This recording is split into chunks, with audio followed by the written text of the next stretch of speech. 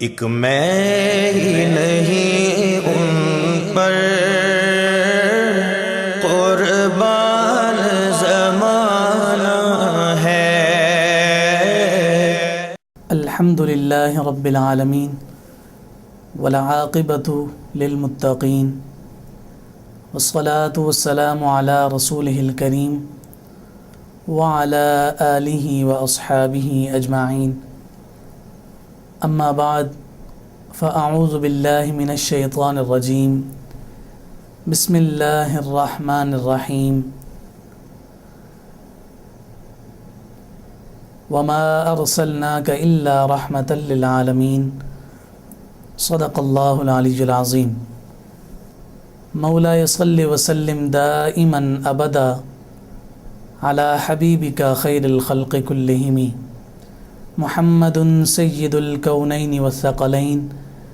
والفریقین من عرب ومن عجم۔ معزز و محترم ناظرین کرام، اللہ رب العزت کی توفیق اور عنایت سے جاند عالم صلی اللہ علیہ وآلہ وسلم کی سیرت طیبہ کے حوالے سے چلنے والے اس پروگرام خلاصہ سیرت سید الورا کی ایک اور نشست میں آپ سے ملاقات کی سعادت حاصل ہو رہی ہے۔ رب کائنات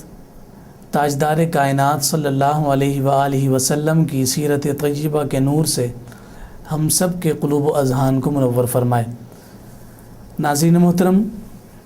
گزشتہ نشستوں میں ہم نے محمد الرسول اللہ صلی اللہ علیہ وآلہ وسلم کے بچپن کے حوالے سے گفتگو کر رہے تھے، اور حضور علیہ الصلاۃ والسلام کی رضائی والدہ محترمہ سیدہ حلیمہ سعدیہ کے حوالے سے گفتگو چل رہی تھی کہ تاجدار کائنات صلی اللہ علیہ وآلہ وسلم کی ذات کی برکت سے ان کے گھر میں کس طرح سے خوش نصیبی نے اپنے ڈیرے ڈال لیے تھے۔ نہ صرف حلیمہ سعدیہ کا گھر بلکہ بنی سعد قبیلے کے تمام گھر کستوری کے خوشبوؤں سے مہک رہے تھے، اور تاجدار کائنات صلی اللہ علیہ وآلہ وسلم کی ذات والا صفات سے اس بچپن ہی میں نکلنے والی برکات اور فیوزات سے مستفیض اور مستفید ہو رہے تھے۔ ہم نے عرض کیا تھا کہ جاند عالم صلی اللہ علیہ وآلہ وسلم کے دست مبارک سے بنی سعد قبیلے کے لوگ شفائیں حاصل کر رہے تھے۔ حضور علیہ الصلاۃ والسلام اپنا بچپن سیدہ حلیمہ سعدیہ کے گھر میں گزار رہے ہیں، اور ان کی ذات سے ہر ایک مستفیض ہو رہا ہے۔ اسی گفتگو کو ہم آگے بڑھاتے ہوئے نبی مکرم صلی اللہ علیہ وآلہ وسلم جن ایام میں وہاں رہے، تو کچھ اور ایسے واقعات کہ جن کا ذکر کرنا بڑا ضروری ہے، اور حضور علیہ الصلاۃ والسلام کی عظمت اور شان کے حوالے سے ان واقعات کا ظہور ہونا ایک لازمی اور یقینی امر تھا۔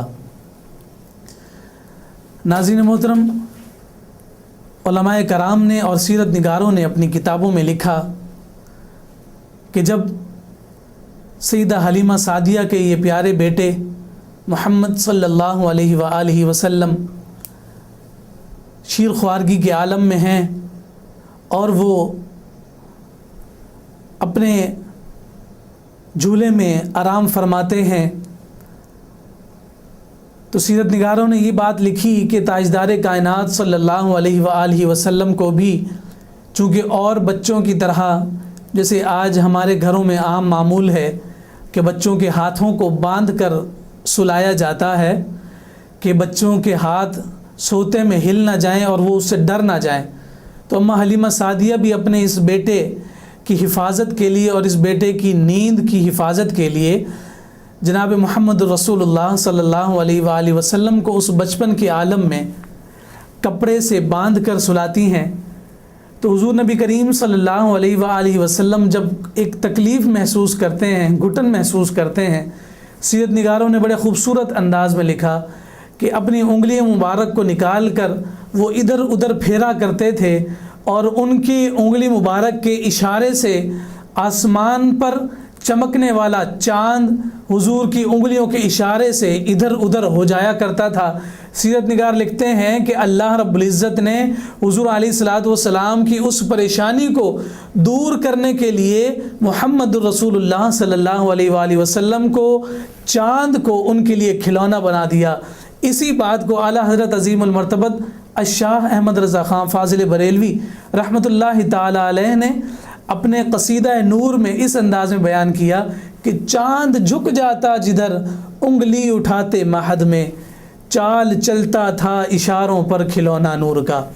تو یہ شان محمد رسول اللہ صلی اللہ علیہ وآلہ وسلم کہ جس کا ظہور حضور علیہ الصلاۃ والسلام کے بچپن ہی میں شیر خوارگی ہی کے عالم میں شروع ہو گیا تھا کہ اللہ رب العزت اپنے اس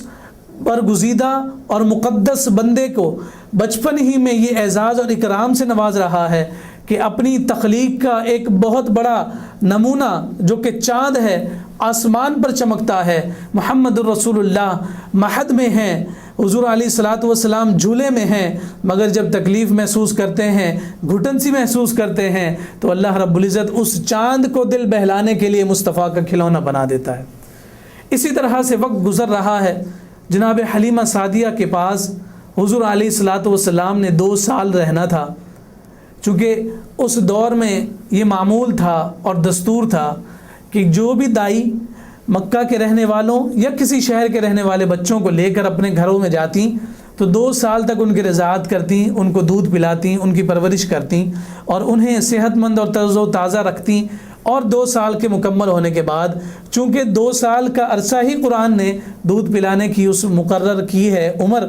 تو وہ خواتین بھی ان بچوں کو لے کر 2 سال کے بعد واپس ان کے حقیقی والدین کے پاس چھوڑ آتے تھے۔ بہت ساری فیوز و برکات کے حصول کے بعد تاجدار کائنات صلی اللہ علیہ وآلہ وسلم سے پورے بنی سعد قبیلے کے لوگوں کی محبت کا ہو جانا، ہر ایک کی آنکھ کا تارا بن جانا، ہر ایک کو اس بچپن ہی میں اپنے فیوز و برکات سے نوازنا، الغرض کہ وہ لوگ کسی بھی صورت میں جناب محمد رسول اللہ صلی اللہ علیہ وآلہ وسلم کو خود سے جدا نہ کرنا چاہتے تھے۔ ان کی آرزو اور تمنا یہی تھی کہ یہ بچہ اور یہ حسین و جمیل بچہ کہ جو اللہ کی نعمتوں کے طور پر ہمارے پاس موجود ہے اور اس سے ہم اپنے لیے، اپنے گھر والوں کے لیے، اپنے جانوروں کے لیے برکتیں سمیٹتے ہیں، یہ ہمارے پاس ہی رہے۔ تو جب باہر کے لوگوں کا یہ حال تھا تو اماں حلیمہ سعدیہ کی دل کی کیفیت کا عالم آپ بخوبی سمجھ سکتے ہیں کہ وہ کسی بھی صورت میں جناب محمد رسول اللہ صلی اللہ علیہ وآلہ وسلم کو خود سے جدا کرنے پر تیار اور راضی نہ تھیں، مگر چونکہ ایک معاہدہ اور ایگریمنٹ تھا، 2 سال کا وقت مکمل ہوتا ہے تو اماں حلیمہ سعدیہ حضور علیہ الصلاۃ والسلام کو لے کر مکہ کی جانب روانہ ہوتی ہیں۔ رستہ گزر رہا ہے، پریشان ہیں، اداسی کے عالم میں ہیں کہ اب میرا یہ بیٹا مجھ سے جدا ہو جائے گا، مجھے اس سے اتنی قربت ہو گئی، اس کے ساتھ رہنے کی ایسی عادت ہو گئی کہ اس کے بعد میرا گزارا کیسے ہوگا۔ اسی پریشانی میں ہیں، اسی غم میں ہیں، اسی دکھ میں ہیں کہ بس اب یہ بچہ اور میرا یہ بیٹا مجھ سے جدا ہو جائے گا، اپنی ماں کے پاس چلا جائے گا، نہ جانے اس کے بعد کبھی اس بچے سے ملاقات ہو سکے نہ سکے، یہ تو میری آنکھوں کا تارا بن گیا ہے۔ پریشان ہیں، آنکھوں سے آنسو بھی جاری ہیں، خدا کی بارگاہ میں دعائیں بھی کر رہی ہیں، کوئی موقع ایسا بن جائے، کوئی سبب ایسا بن جائے کہ یہ میرا بیٹا میرے پاس ہی رہ جائے۔ تو حاضرین محترم، اس امید کے ساتھ اور اپنی اس التجا میں اتنے وثوق کے ساتھ وہ اللہ رب العزت سے جڑی کہ اللہ رب العزت نے ایسا انتظام فرما دیا کہ ذہن میں یہ خیال آیا کہ مکہ جا کر حضور علیہ الصلاۃ والسلام کی والدہ محترمہ سے میں گزارش کروں گی، عرض کروں گی، ان سے التجا کروں گی، تمنا کروں گی کہ آپ میرے بیٹے کو میرے پاس اور رہنے دیجئے، چونکہ ماں آمنہ کی بھی تو آنکھ کا تارا ہیں، انہوں نے بھی تو 2 سال حضور کے بغیر گزار لیے، وہ بھی تو اسی انتظار میں تھیں کہ اب 2 سال مکمل ہو گئے، میرا بچہ میرے پاس آنے والا ہے۔ ظاہری سی بات ہے کہ جس سیدہ آمنہ نے حضور علیہ الصلاۃ والسلام کی ولادت باسعادت کے موقع پر ایسے محیر العقول واقعات کو رونما ہوتے دیکھا تھا تو ان کے دل میں تو مزید تجسس تھا، اپنے بیٹے کو اپنے ساتھ رکھنے کی آرزو اور تمنا تھی، مگر سیدہ حلیمہ سعدیہ فرماتی ہیں ہیں کہ میں بس اسی تگودوں میں ہوں، اللہ سے دعائیں بھی مانگتی چلی جا رہی ہوں کہ کوئی ایسا سبب بن جائے میرا بیٹا میرے پاس ہی رہ جائے۔ بالآخر میں نے فیصلہ کیا کہ میں جا کر سیدہ آمنہ سے یہی بات کہوں گی کہ اس بچے کو میرے پاس مزید کچھ عرصہ رہنے دیا جائے۔ اس وثوق کے ساتھ اور اس امید کے ساتھ مکہ میں داخل ہوتی ہیں، مکہ جاتی ہیں، سیدہ آمنہ کے پاس حاضر ہوتی ہیں۔ تو ان دنوں میں مکہ میں کوئی وبائی مرض پھیلا ہوا تھا، تو سیدہ حلیمہ سعدیہ کو موقع مل گیا۔ حلیمہ سعدیہ سیدہ آمنہ سے کہتی ہیں کہ دیکھو پہلے تو میں آپ سے یہ عرض کرنا چاہتی ہوں کہ مجھے اس بچے کے بغیر رہنا بڑا دشوار محسوس ہو رہا ہے، میں اپنے بیٹے سے کس طرح سے دور اور جدا رہوں گی، آپ مہربانی کیجئے کچھ عرصہ مجھے اور دیں کہ میں اس کی پرورش کر سکوں۔ اور پھر ساتھ یہ کہتی ہیں کہ دیکھیں آپ کو میری بات یہ ماننی پڑے گی، اس وجہ سے کہ آپ دیکھ رہی ہیں کہ مکہ میں ایسی وبائی مرض پھیلی ہوئی ہے، کہیں ہمارے اس بچے کو وہ مرض نہ لگ جائے اور کوئی نقصان کا اندیشہ بھی ہے، لہٰذا آپ مجھے اجازت دیجئے کہ میں اسے واپس لے جاؤں۔ نہ چاہتے ہوئے بھی سیدہ آمنہ رضی اللہ تعالی عنہا نے اس بات پر رضامندی کا اظہار کر دیا کہ اگر میں اپنے پاس رکھتی ہوں ظاہری سی بات ہے میری آنکھوں کی ٹھنڈک تو ہو جائے گی، مگر اس وبائی مرض نے میرے بیٹے کو بھی آ لیا تو یقیناً یہ میرے لیے زیادہ تکلیف کا سبب ہوگی، تو اجازت دے دیتی ہیں کہ جب تک یہ وبائی مرض یہاں پر پھیلا ہوا ہے یہ ختم نہیں ہو جاتا، ہم تمہیں اجازت دیتے ہیں کہ ہمارے بیٹے کو دوبارہ لے جاؤ اور اس کی پرورش اور اس کے نشو و نما کا انتظام اور انصرام اپنے پاس رکھو اور اس کو شفقت اور محبت کے ساتھ پالتے رہو۔ سیدہ حلیمہ سعدیہ کی محبت نے جو ایک انگڑائی لی تھی اور اس محبت نے جس طرح سے کام دکھایا، خوشی کے مارے ان کا دل شاد ہو گیا اور وہ دعائیں دیتے ہوئے واپس جناب محمد رسول اللہ صلی اللہ علیہ وآلہ وسلم کو اپنے قبیلے میں لے آتی ہیں۔ ناظرین محترم، حضور علیہ الصلوۃ والسلام کو واپس اپنے گھر میں لانے کے بعد سیدہ حلیمہ سعدیہ نے ان کی نگہداشت اور ان کے حفاظت میں مزید احتیاط برتنی شروع کر دی کہ پہلے تو ان کی خواہش سے میں ان کے بچے کو لائی تھی، مگر اب میں اپنی خواہش اپنی آرزو سے اس کو لائی ہوں، تو لہٰذا اب مجھے اپنے اس بیٹے کا اور زیادہ خیال کرنا پڑے گا کہ ناگاہ کہیں کوئی ایسی آفت نہ ٹوٹ پڑے، ایسی کوئی پریشانی نہ آ جائے، میرے اس بیٹے کو کوئی نقصان نہ پہنچ جائے، کوئی تکلیف نہ پہنچ جائے، کوئی اس قسم کی اللہ نہ کرے کوئی معاملہ ہو جائے تو پھر میں اس کے والدین کو، اس کے دادا کو اور اس کی والدہ کو کیا جواب دوں گی۔ تو پھر ان کو حضور علیہ الصلوۃ والسلام کی مراجعات کے بعد سیدہ حلیمہ سعدیہ ان کا مزید خیال رکھنے لگ گئیں اور کسی بھی صورت میں ان کو خود سے جدا نہ ہونے دیتی تھیں، ہر وقت اپنی آنکھوں کے سامنے رکھتی، ہر وقت انہیں اپنے ساتھ چمٹائے رکھتی کہ ناگاہ کسی بھی طرح سے حضور علیہ الصلوۃ والسلام کو نہ کوئی موسم کی کوئی اذیت پہنچ سکے، نہ ہی کسی اور چیز کی کوئی تکلیف پہنچ سکے، محض اس وجہ سے کہ سیدہ آمنہ مجھے کل یہ نہ کہیں کہ میرے بیٹے کی پرورش اور میرے بیٹے کی خیال رکھنے میں تم نے کوئی کوتاہی برتی ہے۔ سیدہ حلیمہ سعدیہ فرماتی ہیں کہ میں اب حضور علیہ الصلوۃ والسلام کو اپنے سے جدا نہ کرتی تھی۔ ایک روز جناب محمد رسول اللہ صلی اللہ علیہ وآلہ وسلم گھر میں موجود نہیں ہیں۔ حلیمہ سعدیہ بڑی پریشان ہوتی ہیں کہ یہ کیا ہو گیا، میرا بیٹا کہاں چلا گیا۔ اسی پریشانی اور ہڑبڑاہٹ کے عالم میں وہ گھر سے باہر نکلتی ہیں اور دیکھتی ہیں کہ دور ایک جگہ پتھر پر ان کی بہن یعنی کہ شیمہ اور حضور علیہ الصلوۃ والسلام تشریف فرما ہیں۔ سیدہ حلیمہ سعدیہ بڑی ناراضگی کے عالم میں اور غصے کے عالم میں چلتی ہوئی شیمہ کے پاس پہنچتی ہیں اور کہتی ہیں بیٹی اتنی گرمی میں تم اپنے بھائی کو یہاں باہر لے آئی ہو، تم دیکھ نہیں رہی کہ سورج کس طرح سے گرمی برسا رہا ہے، سورج کس طرح سے تپش برسا رہا ہے، یہ ہمارے بیٹے کو نقصان پہنچا سکتا ہے۔ سیدہ حلیمہ سعدیہ کی بیٹی جناب شیمہ محمد رسول اللہ صلی اللہ علیہ وآلہ وسلم کی رضائی بہن اتنی محبت اور عقیدت رکھتی ہیں، ہمیشہ اپنے بھائی کو چمٹائے رکھتی ہیں، کبھی ان کے ماتھے کا بوسہ دیتی ہیں، کبھی ان کے ہاتھوں کو چومتی ہیں، کبھی ان کے گال مبارک پہ بوسہ دیتی ہیں۔ الغرض ایسی محبت جناب شیمہ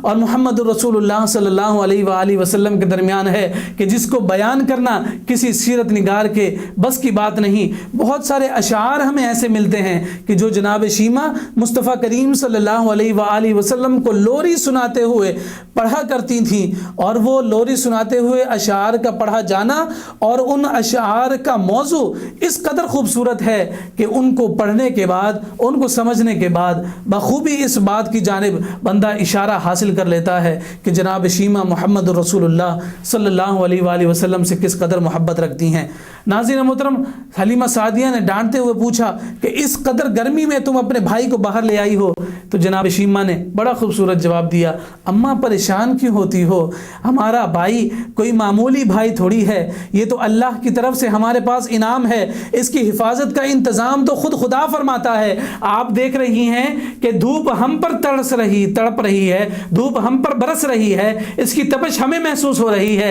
अम्मा देखें तो सही ज़रा, हमारा भाई जहाँ बैठा है और जहाँ तक मैं इसको लेकर आई हूँ, जहाँ जहाँ मेरा भाई जाता है तो अल्लाह रब्बुल इज़्ज़त की जानिब से एक बादल मुकर्रर है। मेरा भाई जहाँ जहाँ जाता है वो सूरज को पीछे करके मेरे भाई मोहम्मद सल्लल्लाहु अलैहि वसल्लम पर साया कर देता है कि नागा कहीं सूरज की तपश से मोहम्मद सल्लल्लाहु अलैहि वसल्लम को कोई तकलीफ़ ना हो। हुज़ूर अलैहिस्सलातु वस्सलाम की शान और अज़मत तो ये है कि हुज़ूर पर साया करने के लिए अल्लाह रब्बुल इज़्ज़त अपने बादलों को मुअय्यन कर दे और मुतय्यन कर दे। तो जनाब मोहम्मद रसूलुल्लाह सल्लल्लाहु अलैहि वसल्लम जब मज़हर अतम हुए, बेसत नबवी के बाद जब तमाम कमालात का मंबा बन गए, जब तमाम कमालात की महराज पर पहुंच गए, तो उसके बाद हुज़ूर अलैहिस्सलातु वस्सलाम की ज़ात वाला सिफ़ात की अज़मत और फजीलत का आलम क्या होगा। नाज़रीन ग्रामी क़द्र, ये अल्लाह रब्बुल इज़्ज़त की जानिब से जनाब मोहम्मद रसूलुल्लाह सल्लल्लाहु अलैहि वसल्लम पर इनामात की ऐसी बारिश थी और उन फ्यूज़ व बरक़ात की बारिश थी कि जो दुनिया को दिखाने वाली थी कि ये बच्चा जो तुम्हारे दरमियान पल बढ़ रहा है, इसको कोई मामूली ना समझना, ये और नहीं कोई, ये अल्लाह का महबूब बनने वाला है, ये अल्लाह का महबूब है कि बचपन में भी उसकी हिफाजत का ज़िम्मा खुदा के हाथ है। और फिर जब जैसे जैसे ये वक्त गुज़रता जाएगा और हम हुज़ूर अलैहिस्सलातु वस्सलाम की सीरत में बयान करते जाएंगे तो कैसे कैसे वाक़यात आए कि अल्लाह रब्बुल इज़्ज़त ने अपने हबीब सल्लल्लाहु अलैहि वसल्लम की हिफाजत का इंतज़ाम फरमाए रखा। नाज़रीन मोहतरम, इसके बाद अगरचे नबी करीम सल्लल्लाहु अलैहि वसल्लम अपने भाई के साथ, अपनी बहन के साथ बकरियां चराने के लिए जाया करते थे, वहाँ और भी बच्चे होते थे, मगर नबी मुकर्रम सल्लल्लाहु अलैहि वसल्लम उन बच्चों के साथ ना खेला करते थे। भाई अब्दुल्ला, बहन शीमा मोहम्मद रसूलुल्लाह सल्लल्लाहु अलैहि वसल्लम से कहा करते थे, आओ भाई हम भी खेलते हैं, आप भी खेलें। फरमाया नहीं, हम इसलिए नहीं पैदा किए गए हैं। तो हाज़रीन मोहतरम, जिस ज़ात पर ताजदार कायनात का ताज सजने वाला है, जिस ज़ात को ख़ातमुन नबीयीन का लक़ब मिलने वाला है, जिस ज़ात ने अपनी तमाम तर औसाफ़ जमीला के साथ पूरी इंसानियत की रहनुमाई करनी है और पूरी इंसानियत का बार जिस ज़ात पर आने वाला है, तो उस बार के एहसास का आलम देखिए कि बचपन में भी लहव व लाइब और खेल कूद से किसी भी किस्म की कोई शनासाई नहीं, किसी किस्म की भी कोई दिलचस्पी नहीं। जब कोई कहता आओ खेलो तो कहते नहीं, हम इसलिए नहीं पैदा किए गए कि हम खेलें कूदें या लहव व लाइब के मामलात में पेश आएँ। इसी तरह का एक बड़ा खूबसूरत वाक़या सैयदा हलीमा सादिया भी बयान करती हैं। फरमाती हैं कि जनाब मोहम्मद रसूलुल्लाह सल्लल्लाहु अलैहि वसल्लम की हसासियत का आलम ये था, संजीदगी का आलम, बचपन ही में वो 2 साल की उम्र है उसमें उनका आलम देखिए। जनाब हलीमा सादिया फरमाती हैं कि एक रात मैं सो रही हूँ और रात के किसी पहर मेरी आँख खुलती है। जब आँख खुली तो मैंने देखा कि मेरा बेटा मोहम्मद सल्लल्लाहु अलैहि वसल्लम, मेरी आँखों का तारा मोहम्मद सल्लल्लाहु अलैहि वसल्लम अल्लाह से राज़ो नियाज़ की बातें कर रहा है। मैं सुनती हूँ ये मेरा बेटा क्या कह रहा है, अल्लाह से क्या बातें कर रहा है। बड़ा खूबसूरत जुमला था। हुज़ूर अलैहिस्सलातु वस्सलाम की ज़बान मुबारक से ये कलिमात अदा हो रहे हैं। हलीमा सादिया फरमाती हैं कि मेरा बेटा मुस्तफ़ा कहता है ला इलाहा इल्लल्लाह कुद्दूसन कुद्दूसन, कि अल्लाह के सिवा कोई माबूद नहीं, पाक है پاک ہے، نامت العیون کہ ساری آنکھیں سو گئیں، والرحمن لا تأخذہ سنۃ ولا نوم، اور وہ رحمان جسے نہ کبھی اونگ آتی ہے نہ نیند۔ یہ راز و نیاز کی باتیں جو رات کے کسی پہر میں حلیمہ سعدیہ دیکھ رہی ہیں، محمد رسول اللہ صلی اللہ علیہ وآلہ وسلم اللہ کی شان بیان کرتے ہوئے اللہ سے راز کی باتیں کر رہی ہیں، اور پھر اسی کو ایسی تقویت ملی کہ بعثت نبی صلی اللہ علیہ وآلہ وسلم کے بعد، اعلان نبوت کے بعد، امت محمدیہ صلی اللہ علیہ وآلہ وسلم کے لیے بخشش کے لیے حضور علیہ الصلوۃ والسلام گڑ گڑا کر راتوں کو دعائیں مانگتے ہیں، تو حضور علیہ الصلوۃ والسلام کے سینہ مبارک سے ہانڈی کے ابلنے جیسی، رونے جیسی آوازیں نکلتی ہیں، پاؤں کھڑے کھڑے سن ہو جاتے ہیں، سوجن ہو جاتی ہے۔ یہ وہی گریہ ازاری ہے، یہ وہی راز و نیاز کی باتیں ہیں جو بچپن سے چلتی ہوئی تسلسل کے ساتھ چلتی آئیں، اور حضور علیہ الصلوۃ والسلام نے اپنی ساری زندگی اسی انداز میں اللہ کو راضی کرنے کے لیے اور اپنی امت کے حوالے سے اللہ کی رضامندی کو حاصل کرنے کے لیے اپنی راتوں کو گزارا۔ تاجدار کائنات صلی اللہ علیہ وآلہ وسلم ہمارے لیے کس طرح سے اللہ رب العزت کی بارگاہ میں دعائیں اور التجائیں کیا کرتے تھے، تو ہمارے لیے بھی یہ لازم اور ضروری ہے کہ ہم نبی مکرم صلی اللہ علیہ وآلہ وسلم کی اتباع میں، اللہ کی رضا کے حصول میں اور اللہ کی رضا کو حاصل کرنے کے لیے اپنا دن رات بسر کریں۔ انشاءاللہ العزیز ہم اگلی نشست میں ایک اور واقعہ جو شق صدر کے حوالے سے جانا اور پہچانا جاتا ہے، اس کی گفتگو کرتے ہوئے بات کو ہم آگے بڑھائیں گے۔ اللہ رب العزت جو کچھ کلمات ادا کیے گئے، آپ ناظرین کرام نے سماعت کیے، تاجدار کائنات صلی اللہ علیہ وآلہ وسلم کے صدقے میں رب ذوالجلال ان تمام کلمات کا سننا اور کہنا اپنی بارگاہ میں منظور اور مقبول فرمائے۔ وما علینا الا البلاغ المبین۔ کہ میں ہی نہیں ان پر قربان زمانہ ہے،